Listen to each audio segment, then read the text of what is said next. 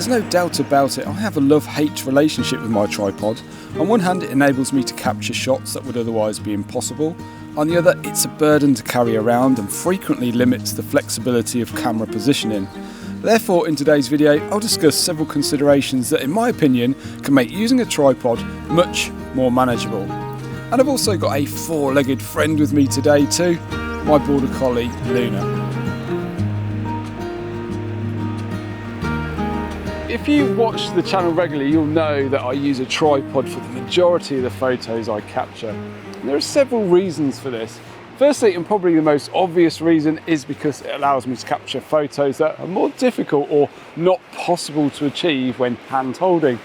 Most common situations where a tripod is essential is where the shutter speed is too slow, or when I'm bracketing my exposures or focus stacking. Now, with the amazing in-body image stabilisation built into modern cameras these days, it's possible to perform exposure brackets and focus stacking while hand holding. We can even shoot at slow shutter speeds.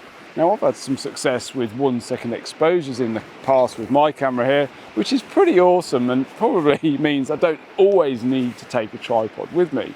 But the real reason I tend to use a tripod for the majority of my shots goes beyond the technical aspects. It's about how it makes me feel. And this is a significant point that is often overlooked in photography, I think. So when I carefully compose a shot and wait for the perfect moment to capture the image, I feel a much deeper connection with the image than if I were just to walk around snapping photos randomly. Afterwards, I know I did everything I could at the time to get the best possible shot.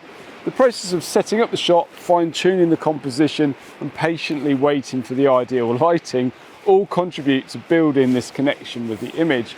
The stronger the connection with the image, the more likely I am to want to print it and frame it and hang it on my wall, and that is always my goal whenever I go out and take a shot in the landscape. And I think using a tripod is a big part of this process for me. Now, I guess I should say here that many photographers may feel more connected if they are hand holding the camera, if they've got it in their hands. So it's going to be different for everybody, I reckon. It's all about personal taste, isn't it? Now, all that being said, tripods can be a real pain in the backside, can't they? They're heavy, they're cumbersome, and often it's challenging to position them where we need them to be. So here are a few techniques that I use to make the process a little less troublesome.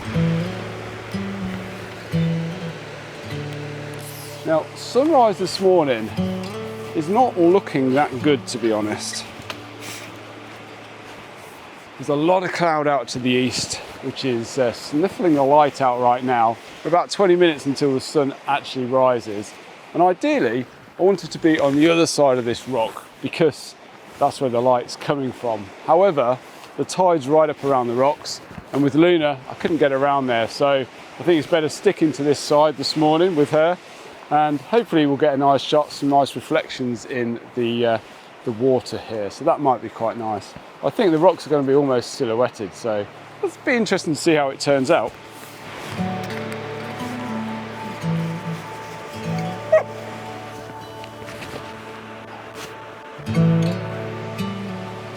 Just keeping me busy this morning.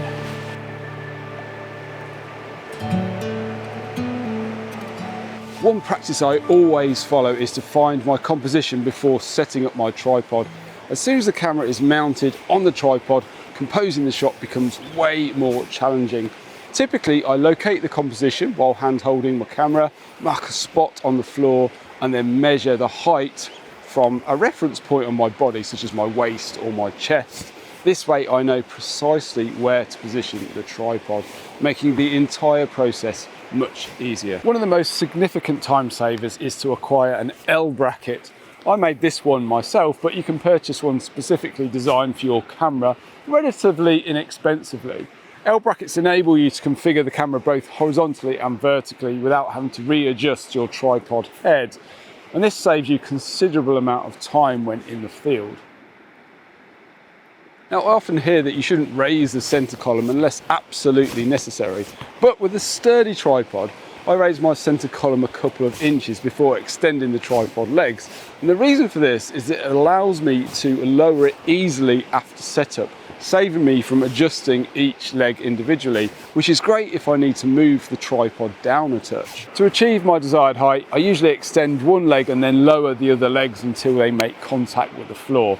This is a super quick and easy way of getting a level foundation to start with. If the ground is uneven, I can just adjust the legs accordingly. Typically I position one leg forward and have two separated here so I can get my feet in between the, what do you want? In between the back two legs, which makes standing in front of the tripod a lot easier. In some circumstances I change this a little bit. If I'm on the slope, I like to put two legs down the slope, as this makes the whole foundation of the tripod a lot safer. It's less likely to tip over if you've got two legs facing down the slope. So that's quite often when I change the configuration up a little bit. Now, when I'm at the coast, I extend the lower sections of the legs first to keep the salt water and the sand away from the tripod joints. If your tripod isn't very sturdy, you may want to extend the thickest sections first to reduce any vibrations if it's windy. Now, speaking of wind, in windy conditions, it's advisable to set up the tripod as low as possible to the ground, because this reduces the surface area exposed to the wind. Sometimes you can hang your bag on the center column if it's got a hook to add some weight, but in extremely windy conditions, the bag may sort of sway from side to side, which isn't that helpful. Now, I've received a few recommendations in the past from people saying if you leave your bag on the floor and get a bungee cord, you can strap your bag to the bottom of your tripod and that anchors it down. I've never tried this technique, but it does sound like it would work, so it's definitely worth considering if you're in windy conditions and yeah, you've got some bungee cords on you. Another tip is when putting your tripod away is to unscrew all the leg adjustments first and then slide all the legs in together. Now, it may only save you a few seconds, but you know, all these little bits add up, don't they?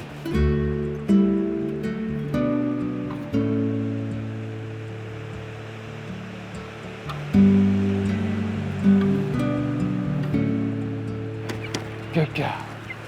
Good girl. Right. Oh wow, there's light. There's light. I was just about to go. Right, I need to get a composition sorted out. My word.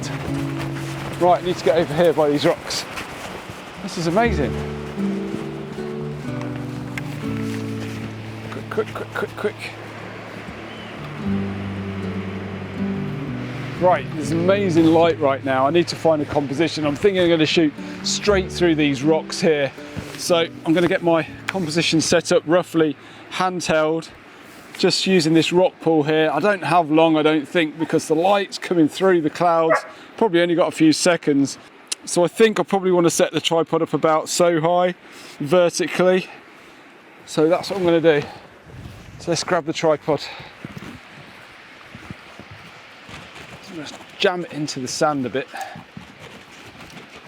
See if I can get it down nice and stable. That's looking pretty good. Hello, yes, I know, I'll play ball in a minute. It's the beauty of the L bracket is you can configure your vertical composition so easy. And these pan and tilting heads as well really help you fine tune your composition. Okay, good girl, be patient. F9, shutter speed 100th of a second, ISO 125. Luna, you're standing right in my composition, girl. What are you doing? That's not where you want to be standing, is it? That's where I need to be taking the photo. What are you doing? Never work with animals, they say. Focusing about a third of the way into the scene. 2-second timer. Oh, gotta be quick, gotta be quick, gotta be quick. Okay. Oh, the light, it's amazing.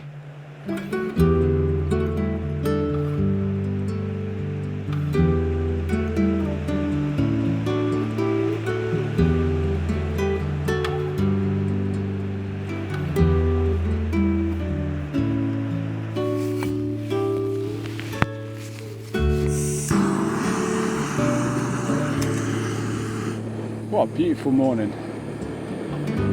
Absolutely wonderful. So while I enjoy my morning coffee, I just thought I'd introduce you to my dog. Luna, who's a border collie, who we've had for a couple of years now. We're getting to the point now where, yeah, she's settling down a bit, which is great, and the hard work is starting to pay off. So I'm hoping that I can bring her along to some more of these landscape photography trips, which will be super cool. And as she, you know, progresses over the years, hopefully I'll be able to bring her out on a more regular basis. At the minute, I think it's just going to be when we're on coastal locations such as this, and we've got a big beach where she can run and get rid of all of her, you know, energy that she's got. But she's thoroughly enjoyed this morning. She was a bit unsure when we first got up, you know, and it was dark, walking through the woodland down to get to the coast. But yeah, she's loving it, loving life, ain't you, darling? Yeah, so I just thought I'd introduce you. Come here then, come on.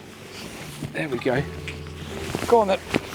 Now, if you're interested in the tripod that I use, I'll leave a link down in the video description for you to check that out. Now, while gear is super important, in this video up here, I talk about getting the most out of your wide angle lens for landscape photography. So I highly recommend checking out that video. If you enjoyed this week's adventure, please be sure to give it a like, because that really helps me out. And if you fancy supporting what I do further, then please do consider checking out my zine. I do hope you enjoyed this week's video. I'll see you all again next week.